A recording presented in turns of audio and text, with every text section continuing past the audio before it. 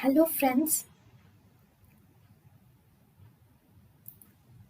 welcome to Creative Medicine. In this lecture, we will learn about. Hello friends, let us now learn some important points about the testosterone.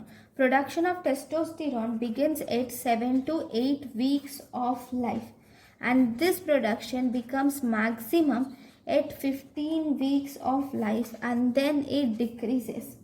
So the testosterone production remains low at puberty. It remains low till puberty.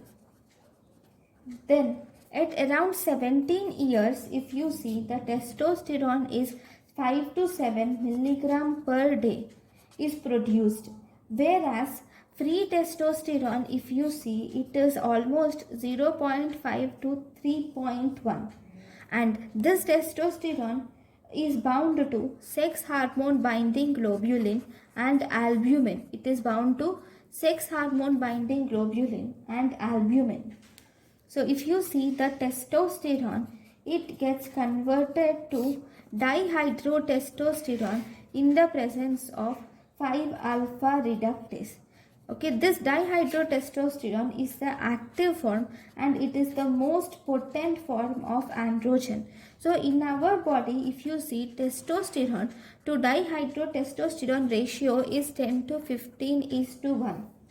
And this testosterone, in the presence of the enzyme aromatase, it forms estrogen. This estrogen is around 50 micrograms per day in male, and this 50 micrograms per day, 20% is produced in the testis where through this aromatization, whereas 80% is produced in the adipose tissue or fat. And this estrogen is responsible for increasing bone mineral density and maintenance of body fat and sexual function, and for closure of epiphysis we need to have this estrogen in the males. So this is about testosterone. Thank you guys for watching my lecture. Thank you.